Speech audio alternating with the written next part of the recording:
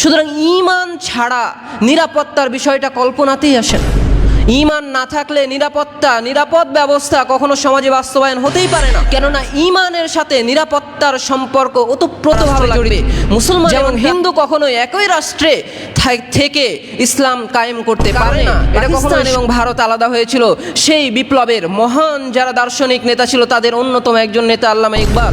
দেখা যায় যে জানুয়ারি মাসে খুন হয়েছে 240 জন এবং ফেব্রুয়ারিতে এর সংখ্যা বেড়ে হয়েছে 271 জন। সমস্ত প্রশংসা, সমস্ত গুণগান, সমস্ত জয়গান সেই মহান রব্বুল আলামিনের জন্য। সমস্ত সৃষ্টি জগৎ যাকে রব হিসাবে স্বীকৃতি দেয়, আসমান ও জমিন যার প্রশংসার মালা বুনে, সকলেই বলি আলহামদুলিল্লাহ। শান্তি ও রহমত বর্ষিত হোক তার বান্দা ও রসুল মুহাম্মদ সাল্লাল্লাহু আলাইহি ওয়াসাল্লামের ওপরেই, সকলেই বলি সাল্লাল্লাহু আলাইহি ওয়াসাল্লাম। সম্মানিত উপস্থিতি, আমরা ইতিপূর্বে গত জুমায় আলোচনা করেছিলাম অতীতের পাতায় বর্তমানের সমাধান সম্পর্কে। সে আলোচনার প্রেক্ষিতে আমরা জেনেছিলাম বর্তমানের আমাদের মুসলিম সমাজের যে অধপতন, অরাজকতা চলছে, সেই কঠিন পরিস্থিতি থেকে বের হওয়ার জন্যে আমাদের যে পদ্ধতি অবলম্বন করা উচিত, যে পদ্ধতির দিকে কুরআন ও হাদিসের ইঙ্গিত রয়েছে, সেই পদ্ধতি অবলম্বন করতে গিয়ে প্রধান দুইটি বিষয় আসে। তার একটি হচ্ছে ঈমান এবং দ্বিতীয়টি হচ্ছে খেলাফা। ঈমান অর্থাৎ ঈমানের শক্তি মানুষের হৃদয়ে জাগ্রত করে, মানুষের ঈমানকে মজবুত করে সমাজটাকে আবারও সেরকম শক্তিশালী মজবুত মুমিনদের মাধ্যমে বিনির্মাণ করা এবং আল্লাহর বিধিবিধান বাস্তবায়ন করে সমাজে ইসলামী খেলাফত শাসন ব্যবস্থা বাস্তবায়ন করা। সেই প্রেক্ষিতেই আজকে আমরা জুমার আলোচনায় প্রথম বিষয়টি ঈমান সম্পর্কে জানব। ঈমানের অনেকগুলো বিষয় রয়েছে, অনেক বিস্তর আলোচনা। আমরা জানব ঈমান এবং নিরাপত্তা, ঈমান এবং নিরাপত্তার যে এক অবিচ্ছেদ্য সম্পর্ক রয়েছে সেটা সম্পর্কে ইনশাআল্লাহ।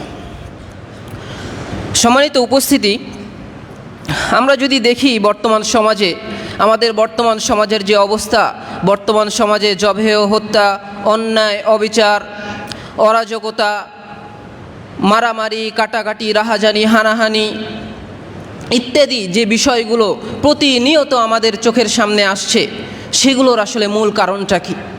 রাস্তায় চলতে গেলেই যেন মনে হয় যে প্রাণনাশের সম্ভাবনা রয়েছে। পত্রিকা হাতে নিতেই যেন রিপোর্ট আসে যে আজকে কতজন নিহত হয়েছে, ইত্যাদি নানা বিষয় আমাদের চোখের সামনে প্রতিনিয়ত ঘুরতেই আছে। প্রকাশ্য দিবালোকে দেখা যাচ্ছে রাস্তায় পথিকদের সামনে মানুষকে পাথর দিয়ে মারা হচ্ছে, কেউ বা নিজের সুসাইড পেপার লিখে রেখে আত্মহত্যা করছে, কেউ বা তার পিতামাতার নামে নিজেই কেস করছে যে জন্ম থেকে নিয়ে পর্যন্ত তার পিতামাতা তাকে খুব নির্যাতন করেছে, তার স্বাধীনতায় বিঘ্নতা ঘটিয়েছে। কেউ বা তার বাবাকে হত্যা করে নিজে লাইভে এসে বলছে আমি আমার বাবাকে হত্যা করেছি। কেউ বা তার বিপরীত তার সন্তানদেরকে হত্যা করছে। এমন বিষয় আমাদের প্রতিনিয়ত ঘটতেই আছে। গত মার্চ মাসের কালের কণ্ঠের একটা নিউজ দেখা আছে আমার, বর্তমান দেখলে হয়তো আরও বেশি স্পষ্ট হবে, যেখানে উল্লেখ করেছে যে জানুয়ারি এবং ফেব্রুয়ারি মাসে আমাদের বাংলাদেশে প্রায় নিহতের সংখ্যা হচ্ছে 511 জন। দেখা যায় যে জানুয়ারি মাসে খুন হয়েছে 240 জন এবং ফেব্রুয়ারিতে এর সংখ্যা বেড়ে হয়েছে 271 জন, যার গড় সংখ্যা দাঁড়ায় প্রতিদিন গড়ে 9 জন করে হত্যা হচ্ছে। ঠিক একই বিষয় গত বছরের এই সময়েও যদি দেখা যায়, মোট 2 মাসে 471 জন খুন হয়েছিল, যার জানুয়ারিতে 231 এবং ফেব্রুয়ারিতে 240 ছিল। প্রতিদিন এত মানুষ নিহত হচ্ছে, খুন হচ্ছে। এভাবে কতজন আমাদের সমাজে তাদের বিশ্বাস হারিয়েছে, আস্থা হারিয়ে ফেলেছে এবং এভাবেই তারা তাদের জীবননাশ ঘটিয়ে চলেছে। এই ঘটনাগুলো আসলে আমাদেরকে গভীরভাবে ভাবতে শেখায় যে আসলে আমাদের এই সমাজে কি চলছে, আমাদের ইসলাম কোথায়, আমাদের ঈমান কোথায়, আমাদের সেই জীবন বিধান আল কুরআন কোথায়, আর জীবন ব্যবস্থা ইসলামের বাস্তবায়নই বা কোথায় রয়েছে। সম্মানিত উপস্থিতি, এজন্যই হয়তো আল্লামা ইকবাল রাহমাহুল্লাহ তিনি বলে গিয়েছেন যে বিপ্লব হয়েছিল ভারতে, যে মুসলমানদের আলাদা একটা রাষ্ট্র লাগবে এবং হিন্দুদের আলাদা রাষ্ট্র লাগবে, মুসলমান এবং হিন্দু কখনোই একই রাষ্ট্রে থেকে ইসলাম কায়েম করতে পারে না, এটা কখনোই সম্ভব নয়। সেই যে বিপ্লবের কারণে সৈনিক নেতা ছিল, তাদের অন্যতম একজন নেতা আল্লামা ইকবাল তার কবিতাগুলোর মাঝে তিনি বর্ণনা করেছেন, যেটা আরবিতে অনুবাদ করা হয়েছে। তিনি বলছেন, ইদাল ঈমানু দুআ ফালা আমান ওয়ালা দুনিয়া লিমান লাম ইউহিদিনা, যে যখন ঈমানটা চলে যায় তখন কোনো নিরাপত্তার বিষয়ই থাকে না। আর যে ব্যক্তি দিনকে পুনরুজ্জীবিত করে না, তার দুনিয়া বলতে কিছুই থাকে না।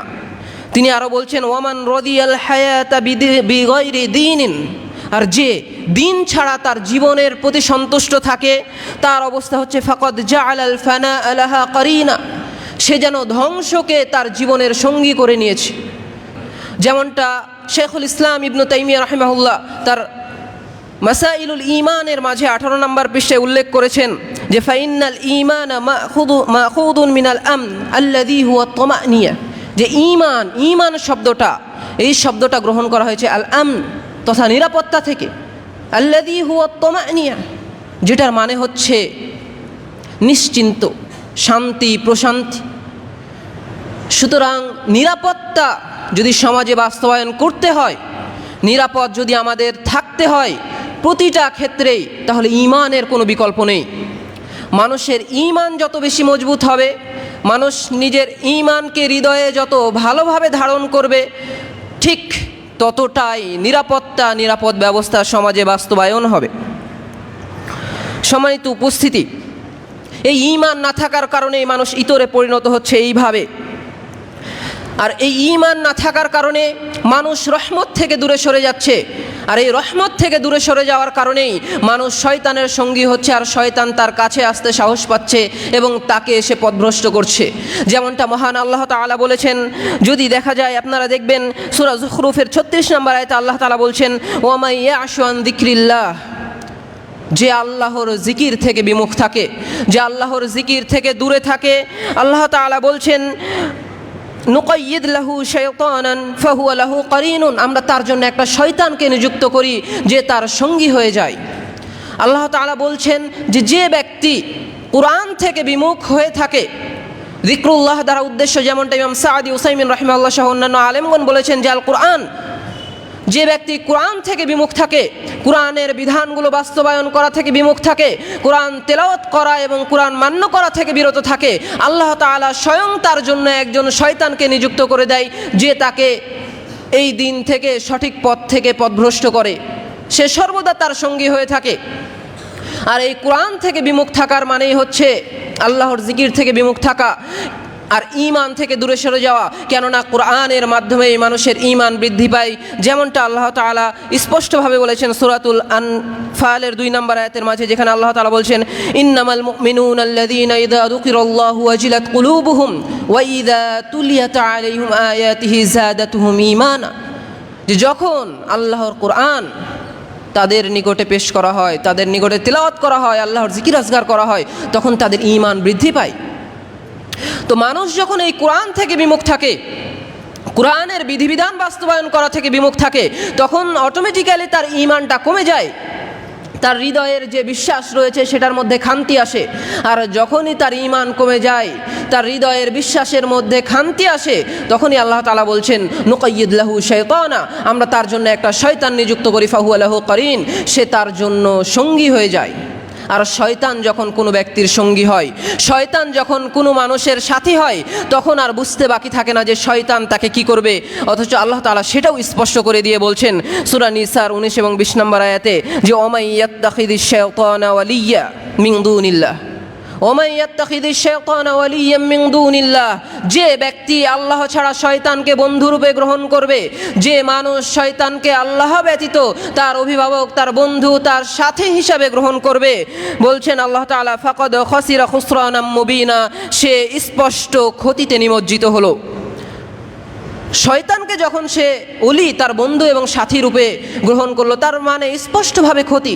শয়তান কি করে সেটা আল্লাহ তাআলা বলছেন, যে ইয়াইদুহুম ওয়া ইউমান্নিহিম ওয়া মা ইয়াইদুহুমুশ শাইতানু ইল্লা গুরুরা, যে শয়তান তাদেরকে প্ররোচনা দেয়, শয়তান তাদের ওয়াদা করে, শয়তান তাদের কথা দেয় যে তুমি এটা করো তোমার এইটা হবে, তুমি এটা করো তাহলে সফল হবে, তুমি এটা করো তাহলে এটা করতে পারবা।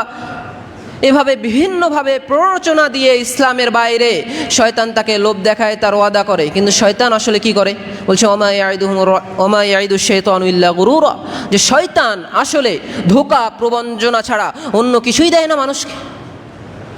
সুতরাং মানুষ যখন কোরআন হাদিস বাস্তবায়ন করা থেকে বিমুখ হবে তখনই শয়তান তার সঙ্গী হবে। আর শয়তানের পক্ষ থেকে যা কিছু পরামর্শ উপদেশ যেই কুমন্ত্রণায় আসবে না কেন সেটার পরিণাম হচ্ছে ধ্বংস। সেটার মাধ্যমে কখনোই মানুষ সফলতা অর্জন করতে পারবে না এবং একটা নীতিবান সমাজ, নিরাপত্তা বোধ করবে মানুষ, এমন আদর্শ সমাজ গঠন করতেও পারবে না। আর এই সমস্ত বিষয়ের মাধ্যমে মানুষ যখন ঈমান হারিয়ে ফেলবে, দিন হারিয়ে ফেলবে, তখন আসলে এই দুনিয়ার সাজসজ্জা, এই দুনিয়ার রং, এই দুনিয়ার ভোগবিলাসেরও কোনো মূল্য থাকবে না।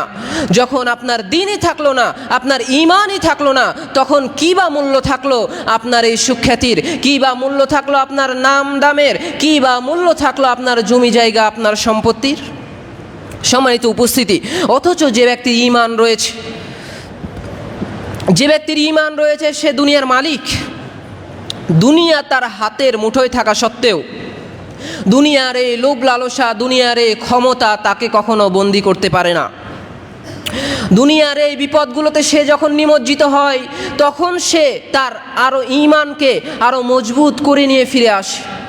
যখন মানুষ ঈমানদার হয়, ঈমান তার হৃদয়ে থাকে, সমাজের এই অনাচার অবিচার এই বিপদগুলোতে যখন সে পতিত হয় তখন সে অনেক কষ্টের পরেও যখন এগুলো থেকে ফিরে আসে, এই বিপদ থেকে উদ্ধার হয়, তখন তার ঈমানটা আরও বেশি শক্তিশালী এবং আরও বেশি মজবুত হয়, যেটার উদাহরণ হচ্ছে সেই স্বর্ণের মতো, আযহাবুল আসিল, অর্থাৎ আসল স্বর্ণের মতো। কেননা আসল স্বর্ণকে যেমনভাবে আগুনে পোড়ানো হলে সেটা গলে যায় না, সেটা বের হয়ে আসে আরও উজ্জ্বল, আরও চকচকে হয়ে, ঠিক তেমনইভাবে যে মানুষের হৃদয়ে পূর্ণ বিশ্বাস রয়েছে, প্রকৃত ঈমান রয়েছে, মজবুত ঈমান বিদ্যমান, সেই মুমিন বিপদে নিমজ্জিত হলে, সেই মুমিন এই অবক্ষয়গুলোর মধ্যে থাকলে সে কখনোই হতাশ হয় না এবং এগুলো থেকে তার ঈমানটা আরও বেশি মজবুত হয় এবং আরও বেশি শক্তিশালী হয়। সম্মানিত উপস্থিতি, কিন্তু সেজন্যে আমাদের ঈমানটা শুধুমাত্র মৌখিক এবং আমাদের বাহ্যিক অনুশীলনের মধ্যে সীমাবদ্ধ থাকলে চলবে না। শুধুমাত্র আমরা মুখে বলছি আল্লাহ তাআলা আরশের ওপরে রয়েছে, শুধুমাত্র মুখেই বলছি আল্লাহ তাআলা সমস্ত কিছুর ওপরে ক্ষমতাবান, আমরা কাজে বাস্তবায়ন করছি, সালাত আদায় করছি, সিয়াম পালন করছি, হজ করছি, যাকাত আদায় করছি, সবই করছি, ঠিক আছে, মুখেও বলছি, ঠিক আছে, কিন্তু এটা যথেষ্ট নয়।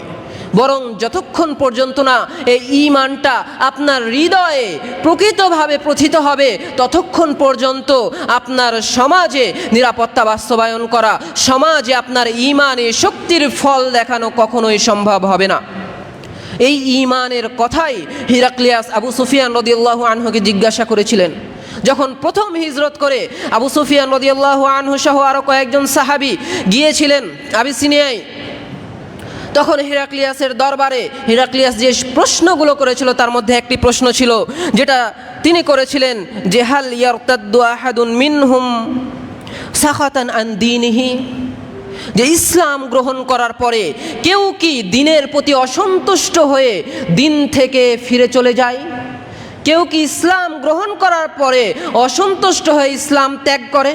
আবু সুফিয়ান রাদিয়াল্লাহু আনহু বলেছিলেন যে লা, কেউ ইসলাম গ্রহণ করার পরে কখনো ইসলাম থেকে বিমুখ হয় না, কেউ ইসলাম গ্রহণ করার পরে কখনো ইসলাম থেকে ফিরে আসে না। অথচ আমরা নামে মুসলিম হলেও, আমরা নিজেকে মুসলিম দাবি করলেও ইসলাম থেকে বিমুখ, ইসলামী কর্মকাণ্ডগুলো সমাজে বাস্তবায়ন করতে অনিচ্ছুক। ইসলাম যা বলেছে আমাদের সেটা আমরা বাস্তবায়ন করতে চাই না। ইসলামকে একটা পূর্ণাঙ্গ বিধিবিধান জীবন ব্যবস্থা হিসাবে মানতে চাই না। আমরা চাই আমাদের সমাজে গণতন্ত্রই বিরাজমান হোক, আমাদের সমাজে ইসলামের বাইরেই মানুষের তৈরি করা বিধিবিধানই বাস্তবায়ন হোক। নামে মুসলিম হলেও আসলে আমরা প্রকৃতভাবে মুসলিম হতে এখনো পারিনি।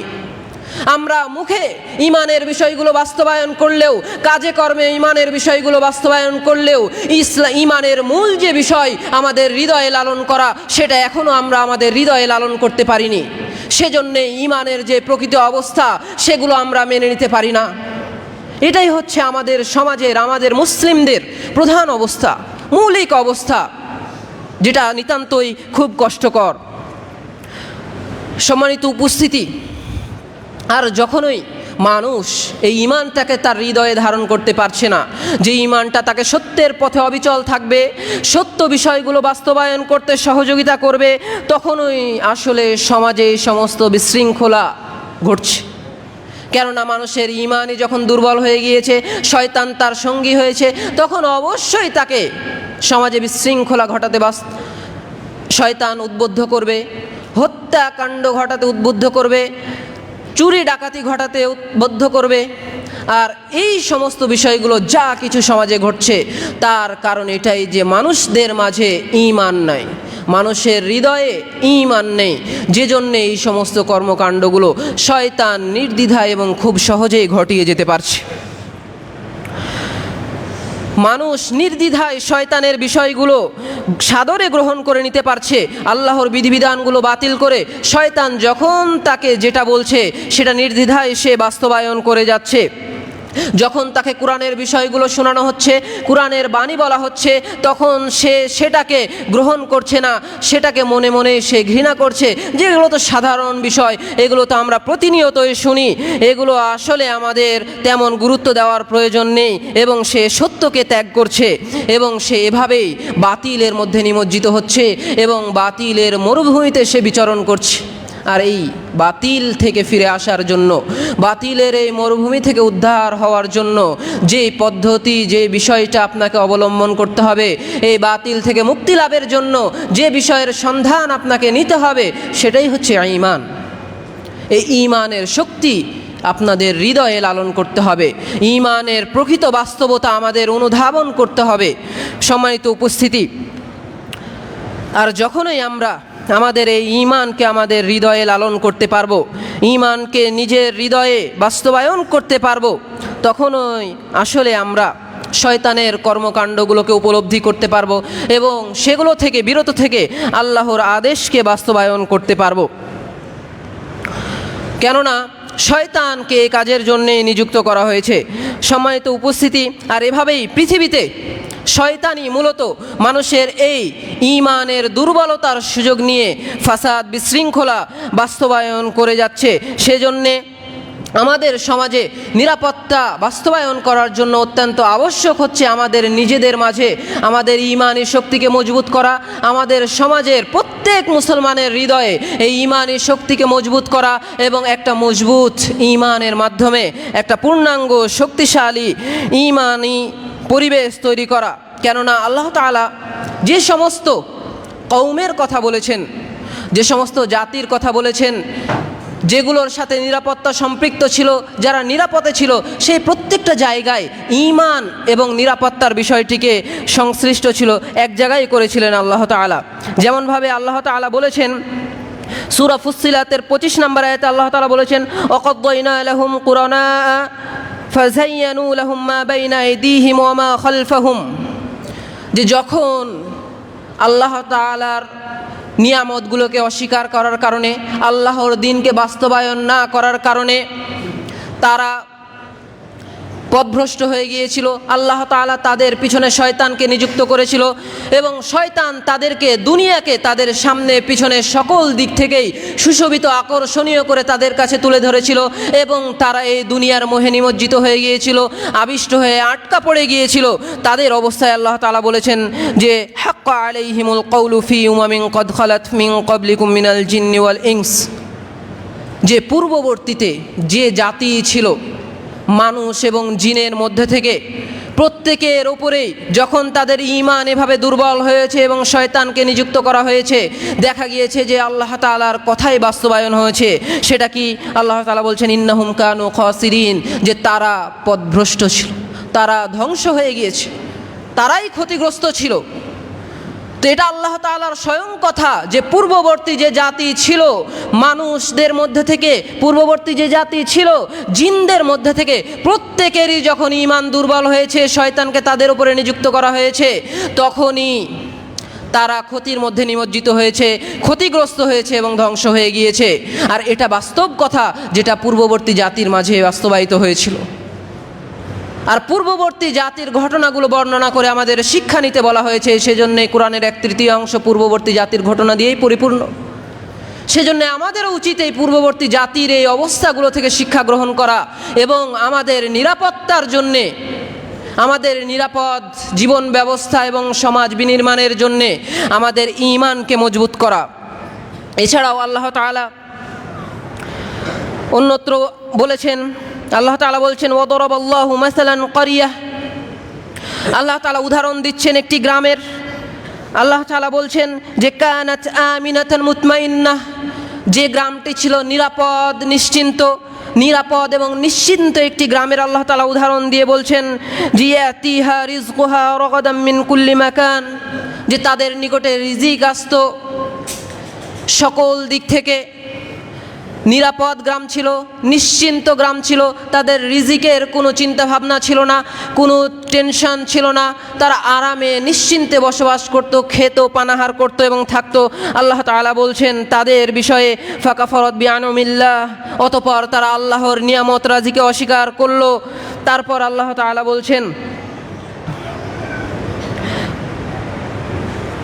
তারপরে আল্লাহ তাআলা এখানে বলছেন ফাআযাকনাল্লাহু লিবাসাল জু'i ওয়াল খাউফি বিমা কানু ইয়াসনাউন, যে যখন তারা আল্লাহর নিয়ামত রাজিকে এভাবে অস্বীকার করলো, আল্লাহ তাআলার সাথে বেঈমানি করলো, আল্লাহ তাআলার কথাকে অমান্য করলো, তখনই আল্লাহ তাআলা বলছেন ফাআযাকনাল্লাহ, অতঃপর আল্লাহ তাআলা তাদেরকে স্বাদ আস্বাদন করালেন লিবাসাল জু'i ওয়াল খাউফ, ক্ষুধা এবং ভয়ের খৌফ, ক্ষুধা এবং ভয়ের যে স্বাদ, যে বিপদ, সেটা আল্লাহ তাআলা তাদের উপরে দিলেন। অর্থাৎ আল্লাহ তাআলা কওমের নিরাপত্তা, কওমের চিন্তা দূর করার যে বিষয়টি বললেন সেটা হচ্ছে আল্লাহর নিয়ামতকে অস্বীকার করা। আর আল্লাহর নিয়ামতকে তখনই অস্বীকার করবে যখন তার ঈমানের মধ্যে ফাটল ধরবে, যখন তার ঈমান দুর্বল হয়ে যাবে। আর এই ঈমানে দুর্বল হয়ে যাওয়ার কারণেই তারা তাদের রবের নিয়ামতকে অস্বীকার করেছিল, যার কারণে আল্লাহ তাআলা তাদের উপরে বিপদ দিয়েছিলেন লিবাসাল জু'i ওয়াল খাউফ, যে তাদের ক্ষুধা, তাদের যে আহার ছিল সেই আহারটাকে আল্লাহ দূর করে দিয়েছিলেন। তাদের আহার্য অন্বেষণের জন্য তাদেরকে কষ্ট করতে হয়েছিল, তাদের খাবার খুঁজে পাওয়ার জন্য তাদেরকে অনেক কষ্ট করতে হয়েছিল, এবং আল্লাহ তাআলা তাদেরকে ভয় দিয়ে দিয়েছিলেন যে তাদের জান এবং মালের নিরাপত্তা নেই, কখন কোন দিক দিয়ে শত্রু আক্রমণ করবে সেটার কোনো নিশ্চয়তা নেই। এই বিষয়টি আল্লাহ তাআলা তাদের উপরে নাজিল করেছিলেন।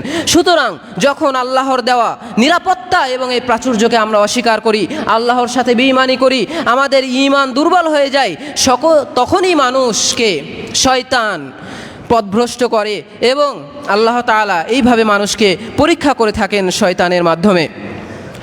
সুতরাং সম্মানিত উপস্থিতি, আমরা পুনরায় আবারও ঈমানের শক্তিতে জাগ্রত হই এবং ঈমানের সমৃদ্ধিতে ভরে তুলি আমাদের এই সমাজটাকে। এই প্রেক্ষাপটেই সবচেয়ে স্পষ্ট যে উদাহরণ সেটা যদি আমরা দেখি, যে নিরাপত্তার সাথে ঈমানের বিষয়টা যে জড়িত, আল্লাহ তাআলা একটা সমাজকে যে নিরাপদ করে থাকেন ঈমানের মাধ্যমে, সেটার সবচেয়ে স্পষ্ট উদাহরণ যেটা আল্লাহ তাআলা দিয়েছেন সূরা আনকাবুতের 67 নম্বর আয়াতের মাঝে, সেটা আল্লাহ তাআলা বলছেন যে আওয়ালাম ইয়ারাউ, তারা কি দেখে না, আন্না জাআলনা হারামান আমিনা, তারা কি দেখে না যে আমরা হারাম মক্কা নগরীকে নিরাপদ করেছি। পৃথিবীর অন্যত্র অন্যায় অবিচার চললেও মক্কা নগরীতে কখনো নিরাপত্তার অভাব নেই। যে ব্যক্তি মক্কা নগরীতে প্রবেশ করবে সে নিরাপদ। আল্লাহ তাআলা এটাই বলছেন যে আওয়ালাম ইয়ারাউ আন্না জাআলনা হারামান আমিনা, তারা কি দেখে না যে আমরা মক্কা নগরীকে নিরাপদ করেছি। ওয়া ইয়াতাখাত্তাফুন নাসু মিন হাওলিহিম, এবং তার আশেপাশের মানুষদেরকে উপরেও অবিচার করা হয়, তার আশেপাশের মানুষদের উপরেও নির্যাতন, হত্যা করা হয়। কিন্তু মক্কা নগরীতে হারামে কখনো হত্যাকাণ্ড চলে না, হারামে কখনো মারামারি রাহাজানি চলে না। এটার কারণ কি? পরবর্তী অংশে আল্লাহ তাআলা স্পষ্ট করে দিয়েছেন, বলছেন আফাবিল বাতিলি ইউমিনুন আম বিনি'মাতিল্লাহি ইয়াকফুরুন, যে এর পরেও কি তারা বাতিলের প্রতি বিশ্বাস স্থাপন করবে, বাতিলের সাথ দিবে এবং আল্লাহ তাআলার এই নিয়ামত রাজিকে অস্বীকার করবে। সুতরাং বাতিলের সাথ দেওয়া, আল্লাহর নিয়ামত রাজিকে অস্বীকার করা এবং এইভাবে ঈমানের দুর্বলতা প্রকাশ করার মাধ্যমেই সমাজে মূলত এই বিশৃঙ্খলা, সমাজে হত্যাকাণ্ড, এই রাহাজানি, মারামারি এবং এই অরাজকতা বাস্তবায়িত হয়, যেটা আল্লাহ তাআলা স্পষ্টভাবে বিভিন্ন জায়গায় এভাবে প্রমাণ দিয়ে আসছেন। আর আমাদের সমাজের বিশৃঙ্খলা, রাহাজানি, মারামারি, কাটাকাটির পিছনেও এটি মূল কারণ যে আমাদের সমাজের মুসলমানরা আসলে মুখে স্বীকৃতি এবং কাজে বাস্তবায়ন করলেও প্রকৃত যে ঈমান, আসল যে ঈমান, সেটা আমরা আমাদের হৃদয়ে লালন করি না, যেটা আমাদের জন্য অত্যন্ত আবশ্যক। সম্মানিত উপস্থিতি, এই ঈমান নিরাপত্তার সাথে ওতপ্রোত বিষয়। এই যে নিরাপত্তা, যেটা আপনার সমাজে আল্লাহ তাআলা দিয়ে থাকেন, আপনার মাতৃভূমিতে দিয়ে থাকেন, এটার আরও স্পষ্ট উদাহরণ আল্লাহ তাআলা উল্লেখ করেছেন সেই কুরাইশদের বর্ণনায়, যে সূরা কুরাইশের মাঝে আল্লাহ তাআলা বলছেন লিইলাফি কুরাইশ ইলাফিহিম রিহলাতাশ শিতাই ওয়াস সাইফ ফালিয়াবুদু রাব্ব হাযাল বাইত আল্লাযী আত'আমাহুম মিন জু' ওয়া আমানাহুম মিন খাউফ। আল্লাহ তাআলা শেষে বলছেন যে আল্লাহ তাআলা যিনি আত'আমাহুম মিন খাউফ আত'আমাহুম মিন জু', যে দুইটা জিনিস থেকে আল্লাহ তাআলা কুরাইশদেরকে নিরাপত্তা দান করেছিলেন। একটি হচ্ছে তাদের ক্ষুধার তাড়না, দ্বিতীয়টি হচ্ছে ভয়। আল্লাহ তাআলা কখনো রিজিকের ব্যবস্থা তাদের জন্য করতে খান্তি করেননি, তাদের জন্য কখনো তাদের আহার্যকে কষ্টকর করে দেয়নি, বরং রিজিক সর্বদা তাদের জন্য সহজলভ্য ছিল, সহজেই সেটা পেত। রিজিক অন্বেষণের জন্য খুব বেশি কষ্ট এবং না খেয়ে দিন পার করতে হতো না, এবং কখনোই তাদেরকে ভয়ে থাকতে হতো না শত্রুরা কখন আক্রমণ করে বসে, শত্রুরা কখন তাদের প্রাণ নিয়ে যায়। আর এইটার কারণ কি ছিল? এইটার কারণও ছিল ঈমান। ইসলাম তখনও বাস্তবায়িত হয়নি, কিন্তু কুরাইশরা কি করত? কুরাইশরা আল্লাহর ঘর বাইতুল্লাহ রক্ষা করত, আল্লাহর ঘরের সম্মান করত এবং সৃষ্টিকর্তা আল্লাহ তাআলাকে এক হিসাবে জানত এবং তাকে মানত। সেজন্যই যখন আব্রাহা মক্কা নগরীকে আক্রমণ করে বসে, কাবা ধ্বংস করার জন্য আসে, তখন বলেছিলেন যে রবের মালিক, এই ঘরের মালিক, ঘরের যিনি রব, তিনি তার ঘরকে রক্ষা করবেন। এটাই হচ্ছে তাদের ঈমানের প্রমাণ। আর যে জন্যই আল্লাহ তাআলা তাদেরকে ভয় এবং ক্ষুধার তাড়না থেকে নিরাপদ রেখেছিলেন। এর চেয়ে স্পষ্ট উদাহরণ আর কি হতে পারে? এখানে স্বয়ং আল্লাহ তাআলা একটা জাতির, একটা গোত্রের, একটা নগরীর দৃষ্টান্ত বর্ণনা করছে যে তাদের ঈমানের কারণেই তাদেরকে আল্লাহ তাআলা ভয় এবং ক্ষুধার তাড়না থেকে নিরাপদ রেখেছিলেন।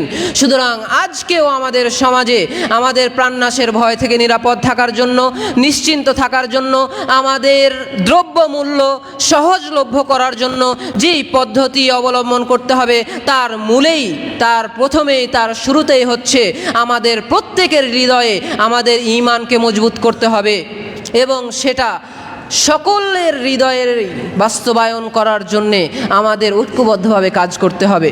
আর যখনই আমাদের হৃদয়ে ঈমান মজবুত হবে, তখনই সব সমস্যার সমাধান হয়ে যাবে ইনশাআল্লাহ। এছাড়াও আল্লাহ তাআলা আরও অসংখ্য জায়গায় এভাবে বিভিন্ন কওমের উদাহরণ দিয়েছেন যে ঈমানের সাথে আসলে নিরাপত্তার বিষয়টি ওতপ্রোতভাবে জড়িত। যেমনভাবে সূরা আরাফের 96 থেকে 99 নম্বর আয়াতের মাঝে স্পষ্টভাবে বিষয়টিকে উল্লেখ করেছেন যে ঈমানের কারণে মানুষরা নিরাপদ থাকে। সম্মানিত উপস্থিতি, সুতরাং আল্লাহ তাআলার বিষয়গুলোকে বাস্তবায়ন যেমন আমরা মুখের মাধ্যমে করব, যেমন কাজের মাধ্যমে করব, তেমনি শুরুতেই আমাদের হৃদয়ে সে বিষয়টাকে লালন করব এবং আমরা অনুধাবন করব। তাহলেই আসলে আমাদের একটি নিরাপদ শহর বাস্তবায়ন করা সম্ভব হবে। আর এই যে নিরাপত্তা, আল আমন, এটা ঈমানের সাথে যে ওতপ্রোতভাবে সম্পৃক্ত, তার বিশেষ কিছু কারণও রয়েছে। যেমনভাবে আপনারা যদি দেখেন সূরা হাশরের মাঝে যেখানে আল্লাহ তাআলা বলছেন হুয়াল্লাহুল্লাযী লা ইলাহা ইল্লা হুয়াল মালিকুল কুদ্দুসুস সালামুল মুমিনুল মুহাইমিন, এখানে যে আল্লাহ তাআলার সিফাতি গুণাবলী নাম উল্লেখ করা হলো আল মুমিন, এইটার ব্যাখ্যায় স্পষ্টভাবে আলেমগণ উল্লেখ করেছেন। দেখতে পারেন যেখানে ইবনুল কাসির রাহিমাহুল্লাহ উল্লেখ করেছেন যে এখানে বলেছেন মুমিনের মাঝে ক্বালা যাহহাক আন ইবনে আব্বাস, তাফসীরের মাঝে বলছেন আব্বাস রাদিয়াল্লাহু আনহু থেকে সাব্যস্ত যে আমিনা খালকাহু মিন আন ইউযলিমাহুম, যে আল্লাহ তাআলা তাদের সৃষ্টিকেই তাদের প্রতি অবিচার করা থেকে নিরাপদ রেখেছেন। আল্লাহ তাআলা যে মুমিন, আল্লাহ তাআলা যে মুমিন, তো এই মুমিন নামের অর্থের মাঝে এই অর্থ লুকিয়ে রয়েছে যে এখানে বলছেন যে আল্লাহ তাআলা তার সৃষ্টিকেই একে অপরের প্রতি অবিচার করা থেকেও নিরাপদ রেখেছেন। অর্থাৎ আল্লাহ তাআলা সমাজে যে কোনো প্রকার অবিচার করা থেকেই নিরাপদ রেখেছেন। এটা তার শুধুমাত্র একটি সিফাতি নাম আল মুমিন দ্বারাই সাব্যস্ত হয়। কিন্তু এই অন্যায় অবিচার মানুষের কর্মকাণ্ডের কারণেই ঘটছে, যে প্রকৃতভাবে আল্লাহ তাআলার বিষয়গুলোকে মানুষ অনুধাবন করছে না। আর এছাড়াও এই যে নিরাপত্তার বিষয় যেটা আল্লাহ তাআলা তার সৃষ্টির মাঝে রেখেছেন, এটা শুধুমাত্র তার প্রাণের নয়, বরং তার শরীর এবং অন্যান্য অঙ্গ প্রত্যঙ্গগুলোরও। যেমনটা ইবনুল কাইয়্যুম রাহিমাহুল্লাহ মাদারিজুস সালিকিনের মাঝে 4 নম্বর খণ্ডে 262 নম্বর পৃষ্ঠায় আরও স্পষ্টভাবে উল্লেখ করেছেন বিষয়টা। তিনি ওখানে বলছেন ওয়াল খাইফু, যে ভীত ব্যক্তি ইদা সাদ্দাকা ফিল লুজুই, যখন সে প্রকৃতভাবে আশ্রয় প্রার্থনা করে। কোনো ভীত ব্যক্তি যখন সে প্রকৃতভাবে সাহসিকতার জন্যে তার হৃদয়ের ভয়টাকে দূর করার জন্যে সাহায্য প্রার্থনা করে ইলাইহি সুবহানাহু ওয়া তাআলা, আল্লাহ তাআলার নিকটে, তখন বলছেন ওয়াজাদা মুমিনান মিনাল খাউফ, তখন সে আল্লাহ তাআলাকে এই ভয় থেকেও নিরাপত্তা দানকারী হিসাবে পাবে। শুধুমাত্র আপনার প্রাণের নয়, বরং যে কোনো বিষয়ের, ছোট থেকে ছোট, বড় থেকে বড়, যে কোনো বিষয় থেকে পরিত্রাণ চাওয়ার জন্যে, যে কোনো বিষয় থেকে নিষ্কৃতি পাওয়ার জন্যে যখন আপনি মহান আল্লাহ তাআলার শরণাপন্ন হবেন, মহান আল্লাহ তাআলার কাছে প্রার্থনা করবেন, তখন আল্লাহ তাআলাকে আপনি মুমিন হিসাবে পাবেন, আপনাকে নিরাপত্তা দানকারী হিসাবে পাবেন। সম্মানিত উপস্থিতি, এছাড়াও আপনি যদি রাসূল সাল্লাল্লাহু আলাইহি ওয়াসাল্লামের দিকে দেখেন যে নিরাপত্তা এবং ঈমানের বিষয়টি কেমন ওতপ্রোতভাবে জড়িত ছিল। রাসূল সাল্লাল্লাহু আলাইহি ওয়াসাল্লাম যে হাদিসে স্পষ্টভাবে বলেছিলেন যে আল মুসলিমু মান সালিমাল মুসলিমুনা মিন লিসানিহি ওয়া ইয়াদিহি, প্রকৃত মুসলিম সেই যার জবান এবং হাত থেকে অন্য মুমিন বিরত থাকে। তারপরের অংশে রাসূল সাল্লাল্লাহু আলাইহি ওয়াসাল্লাম বলছেন ওয়াল মুমিনু মান আমিনান নাসু আলা ওয়াল মুমিনু মান আমিনান নাসু আলা ওয়াল মুমিনু মান আমিনান নাসু আলা দিমাইহিম ওয়া আমওয়ালিহিম, যে প্রকৃত মুমিন সেই ব্যক্তি যার দিমাইহিম, যার রক্ত এবং ধন সম্পদ থেকে অন্য মুমিন নিরাপদে থাকে। রাসূল সাল্লাল্লাহু আলাইহি ওয়াসাল্লাম এই বিষয়টি বলে গিয়েছেন যে প্রকৃত মুমিন সেই ব্যক্তি যার থেকে অন্যের রক্ত এবং অন্যের ধন সম্পদ নিরাপদে থাকে। এবং এছাড়াও রাসূল সাল্লাল্লাহু আলাইহি ওয়াসাল্লাম অন্য হাদিসে বলেছেন যে একটি স্পষ্ট বর্ণনা, যেখানে রাসূল সাল্লাল্লাহু আলাইহি ওয়াসাল্লাম, যেটা তারগীব ও তাহযীবের মধ্যে উল্লেখিত রয়েছে, আর তারগীব ও তাহযীবের মাঝে স্পষ্টভাবে রাসূল সাল্লাল্লাহু আলাইহি ওয়াসাল্লাম কিছু সাহাবীদেরকে নিয়ে রাস্তায় চলছিলেন। এমত অবস্থায় একজন সাহাবীর ঘুম আসে এবং তন্দ্রাচ্ছন্ন হয়, এবং কিছু সাহাবী একটি দড়ি নিয়ে যেয়ে তাকে বেঁধে ফেলে ভয় দেখানোর জন্য। তখন রাসূল সাল্লাল্লাহু আলাইহি ওয়াসাল্লাম স্পষ্টভাবে বলেছিলেন যে রাসূল সাল্লাল্লাহু আলাইহি ওয়াসাল্লাম বলছেন লা ইয়াহিল্লু লি মুসলিমিন আন ইউআযজিআ মুসলিমান, যে কোনো মুসলিমের জন্য উচিত নয় আন ইউআযজিআ মুসলিমান, অন্য অপর কোনো মুসলিমকে ভয় দেখানো। অর্থাৎ সামান্য ভয় থেকেও নিরাপত্তা দান করার জন্যে রাসূল সাল্লাল্লাহু আলাইহি ওয়াসাল্লাম সোচ্চার ছিলেন। আগের হাদিসে যেমন দেখলাম প্রাণ এবং ধন সম্পদ নিরাপত্তা দেওয়ার জন্য রাসূল সাল্লাল্লাহু আলাইহি ওয়াসাল্লাম বলেছেন, এই হাদিসে রাসূল সাল্লাল্লাহু আলাইহি ওয়াসাল্লাম ছোট্ট একটি বিষয়, সামান্য ভয় থেকেও একজন মুমিন মুসলিমকে নিরাপত্তা দান দেওয়ার জন্য সোচ্চার ছিলেন। এটা তো রাসূল সাল্লাল্লাহু আলাইহি ওয়াসাল্লামের বিষয়। এই নিরাপত্তা এবং ঈমানের বিষয়টি ওতপ্রোতভাবে জড়িত। তেমনিভাবে আমরা যদি ইসলামের বিষয়গুলোতে দেখি, আল্লাহ তাআলা কেমনভাবে ইসলামকে একটা জীবন ব্যবস্থা হিসেবে দিয়েছেন এবং তার মাঝে নিরাপত্তার বিষয়গুলোকে জুড়ে দিয়েছেন, তাহলে আমরা দেখতে পাবো যেমনভাবে ইসলাম মানুষকে শত্রু থেকে নিরাপত্তা দান করেছে, মানুষকে নিরাপত্তা দান করেছে, তেমনিভাবে জীবনের নিরাপত্তাও আল্লাহ তাআলা দিয়েছে। যে জন্য আল্লাহ তাআলা কিয়াসের বিধানকে ফরজ করেছে, যে কেউ যদি কাউকে হত্যা করে তাহলে তার প্রতিদান হত্যা ছাড়া আর কিছু নেই, এটা হচ্ছে ফরজ। যদি কেউ এটা বাস্তবায়ন না করে তাহলে অবশ্যই গুনাহগার হবে। আল্লাহ তাআলা জীবনের নিরাপত্তা দিয়েছেন ইসলামের মাঝে, এবং এছাড়াও আল্লাহ তাআলা ইসলামের মাঝে বুদ্ধি বিবেকের নিরাপত্তা দিয়েছেন, যার জন্য আল্লাহ তাআলা মদ, জুয়া এবং এই সমস্ত যে খেলাগুলো রয়েছে, হারাম কর্মকাণ্ডগুলো রয়েছে, এগুলো থেকে বিরত থাকতে বলেছেন। কেননা এগুলোর মাধ্যমে মানুষের বিবেক হচ্ছে পথভ্রষ্ট হয়ে যায়, মানুষের বিবেক সঠিকটা আর বুঝতে পারে না। এবং এভাবেই আল্লাহ তাআলা বংশের নিরাপত্তা দিয়েছেন। বংশের নিরাপত্তা দেওয়ার কারণে আল্লাহ তাআলা জিনা ব্যভিচারের শাস্তি নির্ধারণ করেছেন। জিনা ব্যভিচারের শাস্তি হিসাবে আল্লাহ তাআলা রজম এবং 100 বেত্রাঘাত হাদ নির্ধারণ করেছেন, যেটা আল্লাহ তাআলা মানুষের এই বংশীয় পরিক্রমা, বংশীয় বিষয়গুলোকে নিরাপত্তা দিয়েছেন এই বিষয়টা বাস্তবায়ন করার মাধ্যমে। এবং এছাড়াও আল্লাহ তাআলা মানুষের সম্মান এবং মর্যাদার নিরাপত্তা দিয়েছেন, যে কারণে আল্লাহ তাআলা বলেছেন কোরআনের মাঝে যে কেউ যদি কারো উপরে তহমাত, অপবাদ লাগায় তাহলে তার জন্য আবশ্যক হচ্ছে 4 জন সাক্ষী নিয়ে আসা। আর যদি 4 জন সাক্ষী না নিয়ে আসতে পারে তাহলে তার জন্য শাস্তি হচ্ছে 80 বেত্রাঘাত, তার উপরে 80 বেত্রাঘাত করা হবে। এইভাবে আল্লাহ তাআলা অনেক বিষয়ের নিরাপত্তা সমাজের মাঝে দিয়েছেন। যেমন সম্পদের নিরাপত্তাও আল্লাহ তাআলা দিয়েছেন, যার পরিণাম হিসাবে আল্লাহ তাআলা বলেছেন যারা সম্পদ চুরি করবে তাদের হাত কেটে দাও। এইভাবে মূল্যবোধ নৈতিকতার নিরাপত্তা, এমনকি ইসলাম অমুসলিমদেরকেও নিরাপত্তা দান করেছে ইসলামে। এইভাবে অসংখ্য বিষয়ের প্রতি আল্লাহ তাআলা নিরাপত্তা দান করেছেন এই ইসলামের মাধ্যমে। তার মূলেই হচ্ছে ঈমান, যেটা মানুষকে প্রকৃতভাবে বুঝতে হবে এবং তার হৃদয়ে লালন করতে হবে। এবং সর্বশেষ যেটা বিষয় এই নিরাপত্তার সাথে ঈমানের যুক্ত হওয়ার, সেটা হচ্ছে পরকালীন বিষয়। এক তো আল্লাহ তাআলা মুমিন, দ্বিতীয়ত হচ্ছে রাসূল সাল্লাল্লাহু আলাইহি ওয়াসাল্লাম ছোট থেকে ছোট বিষয়ে নিরাপত্তা দানের বিষয়ে সতর্ক ছিলেন। তৃতীয়ত ইসলামও আমাদের নিরাপত্তার বিষয়টাও ধার্য করেছে। এবং সর্বশেষ এবং চতুর্থ যেটা বিষয় সেটা হচ্ছে এই ঈমানের সাথে নিরাপত্তার বিষয়টি আখিরাতের সাথেও সম্পর্ক রয়েছে এবং আখিরাতেও এটা বাস্তবায়িত হবে। সেটা কিভাবে? এই ঈমানের মাধ্যমে আল্লাহ তাআলা আখিরাতে মানুষদেরকে জাহান্নাম থেকে মুক্তি দান করবেন, জাহান্নাম থেকে নিরাপত্তা দিয়ে জান্নাত দান করবেন। আর সেটাই মূলত প্রকৃত নিরাপত্তা এবং স্থায়ী নিরাপত্তা, যেটা আল্লাহ তাআলা মুমিন বান্দাদেরকে দান করবেন।